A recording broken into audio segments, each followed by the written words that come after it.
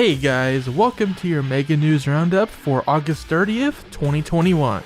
I'm ShadowRock, and it's mostly going to be Mega Man X DiVE today, so let's dive right in. DiVE Festival is coming back to the Asian and Japanese versions of Rockman X DiVE this week, and the name of the festival couldn't be any more fitting than it is right now. Our fellow player sons in the DiVE blog may remember the armor pieces that we can collect or craft to give our characters a stat boost. Unfortunately, up to now, they haven't done much more than that, which was one of my early criticisms of the game. I wish the armor pieces did something more, like maybe a unique ability. But today, that changes a little bit. Way back when the armor pieces were announced, I speculated in a video that maybe these armors would amount to a new armor for X, perhaps even for X9. Well, the X9 parts didn't pan out, but indeed, we're getting a new X armor. Rico has decided to play Dr. Light in order to research a new armor for X. Is she supposed to be able to do that? Well, I guess she is the DiVE blog admin after all. She can kinda just snap a finger and make anything happen. Either way, using DiVE's level 70 armor as a base and working around the clock, Rico finally made the original armor come to light. Enter DiVE Armor X, your new S-Rank character for DiVE Festival this week. Seemingly crafted to celebrate Rockman X DiVE's 1.5 year anniversary, DiVE Armor is the first original armor design that we've gotten since way back in X8, at least featured in a video game. And as long as you don't count Raphael's Armor X that came out not too long ago. So really, DiVE has given us two original armors in this game, and it's really cool. As an X fanboy, I am feasting over here. DiVE Armor X may not be the X9 armor, but it definitely replicates that feeling of having a new armor with a new game. Now that Mega Man X DiVE has a new X armor to attach to its own name. Speaking about the design, obviously I just said that it's using the level 70 armor as a base, but beyond that, X does have a few design flares in there to represent Rico and the DiVE blog. The biggest sticking point is going to be that data cape in the back that is X-shaped.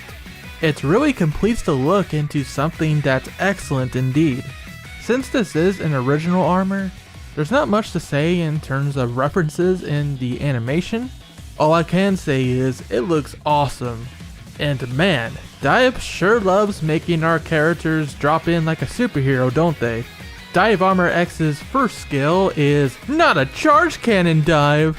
Oh yeah, you should be scared, Vile. Because this charge shot is a straight laser of pure death and destruction, piercing through terrain and all enemies that it touches. In addition, it even hits multiple times. Now with one of the passive skills, if your target survives the shot, X creates an X field in its place that continuously deals damage and gains stackable damage buffs. Everyone knows and loves the Nova Strike, but have you ever heard of the Nova Aura?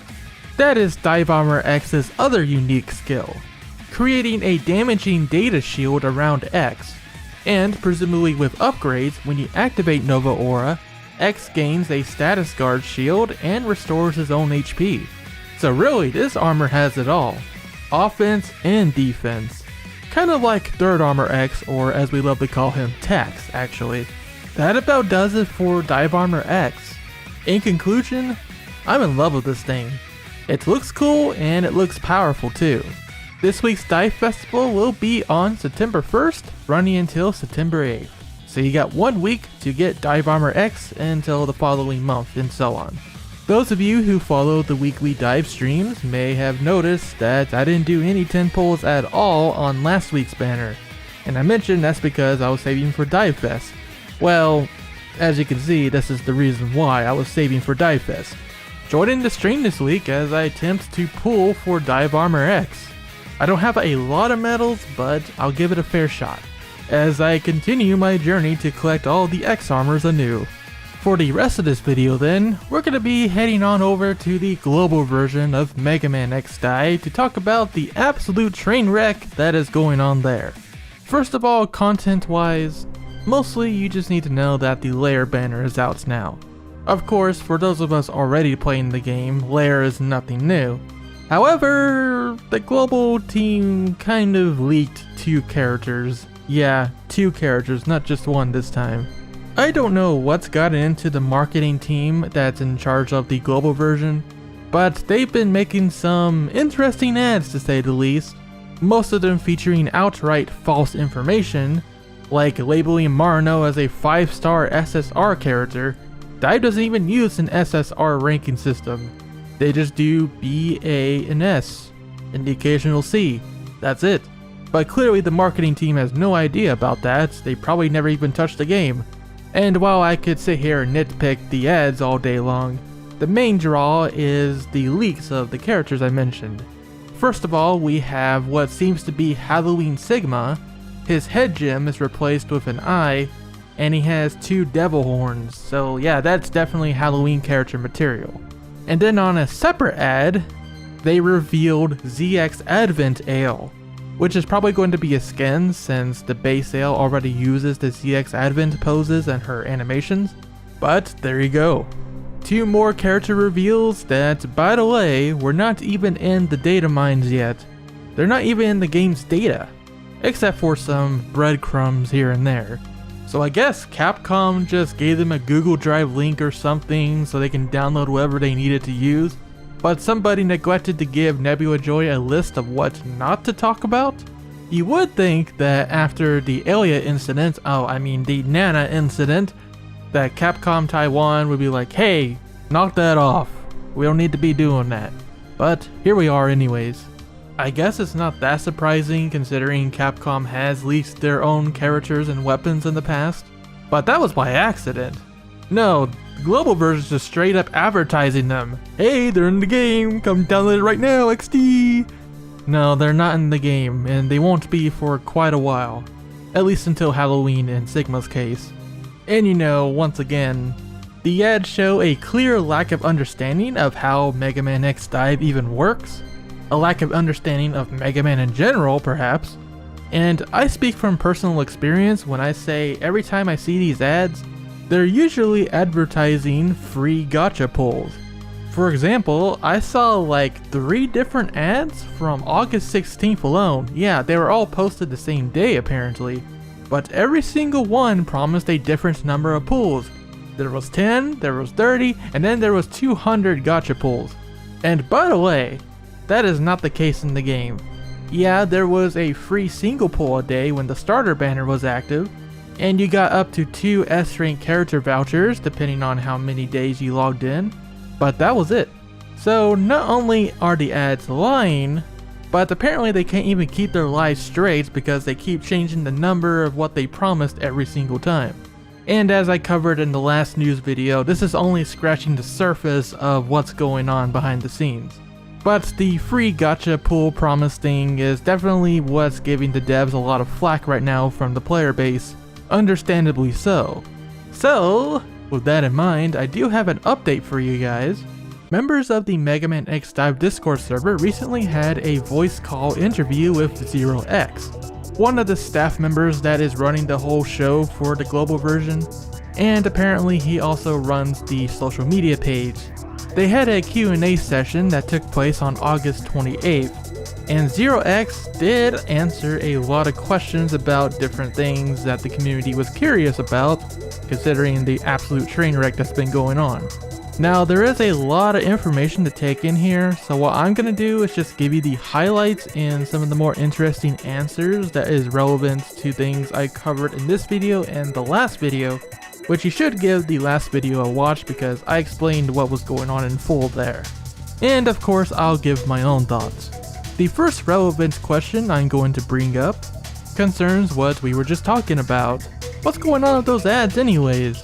The question is, do you have an answer for all the misleading false advertisements like the 30 free single pulls or 140 free gachas? Zero X said, I hate those ads, haha, well, that bodes well. He goes on to say, they are damaging the community we are building. Every time I confront the marketing team, they always tell me, if the players continue to play the game, they will get those gachas. They are not saying you install the game and then you instantly get 30 free gachas. So, in other words, the marketing team is making excuses for themselves is what I am seeing here. And I am going to be frank, I don't know who's calling the shots here, but I'm guessing Zero X is not in a position to fire these guys because really there is no excuse. Marketing is a pretty dang important job for a game, and it's something you need to take seriously. You can't just go around making false advertisements, promising things that are not true, and then not to mention making your game look like a generic fake mobile game, completely misrepresenting how it works and how it plays.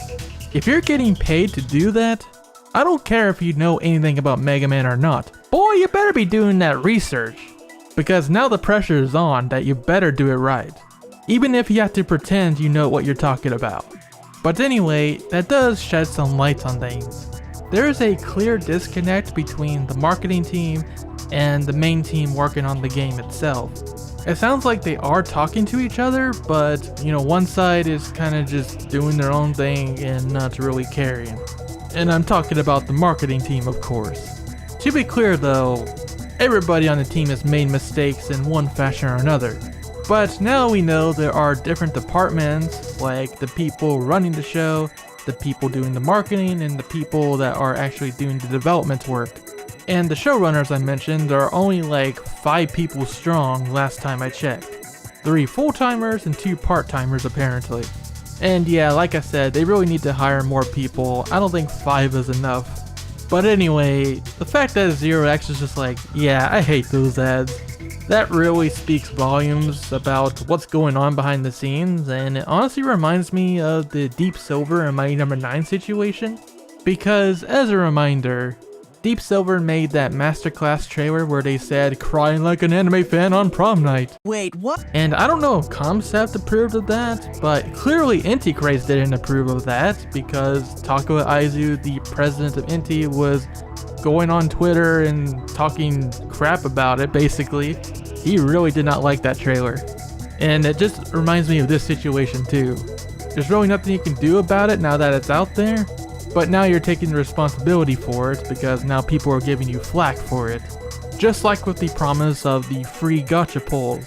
People go into the Discord server and ask, hey, where's the free pulls? And they have to explain, well, that's not really happening. And yes, they do confirm in this Q&A that they're not going to fulfill that promise in any shape or form. Which in itself, you might take that as a bad thing, because you might argue, well, shouldn't they fulfill what they promised? That's a topic for another discussion, but yeah, you're not really getting free gacha pulls, but they might bring back the starter banner, so at least you still get your free singles a day. Let's move on then to a couple of other questions that are going to shed some light on the behind the scenes. Towards the beginning, they asked, can we get an earlier notice for when banners are going to be added into the game? Zero X replies, they're currently telling me banners that are releasing for Wednesday on Monday morning, and even then, sometimes they still don't know. I don't even know what's happening next week at the moment. Sorry, I wish I could tell you. We're going to try improving on getting the information faster, like a full week ahead of time to announce. And hopefully that is successful, because yeah, that's a pretty crappy situation. Not even knowing what's going on in your game until 2 days before. And that definitely explains why they're not really doing much in the way of announcing events, just the occasional banner announcement, which they still managed to screw up by the way. They just simply don't know. Honestly, that's probably why the news section in the game is gone too. But they did say in the Q&A that they're going to eventually bring back all the features that is in the Asian and Japanese versions. So I guess all we can do is wait and see. Another question I want to touch on reveals the nature of their relationship with Capcom Taiwan and how they play into all this. So this question asks, can you guys use promotional pictures and videos from the Taiwan version for advertisement to make your guys' life easier? Zero X says, no, we can't. For example, if the Taiwan X-Dai posted a picture on Facebook, we can't just copy it, change it into English, and post it on our page.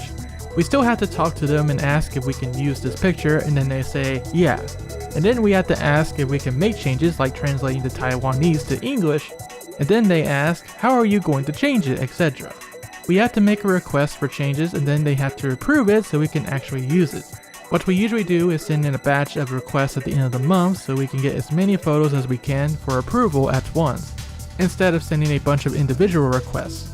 But because they are busy with their own game, they are not the fastest to reply. Next question is, how fast is Capcom Taiwan with replying and requesting? ZeroX says, during the global beta, they were fast, but now it's not very frequent. They are pretty good with replies. It's not like they're doing nothing but talking to us as they are busy with their own next dive.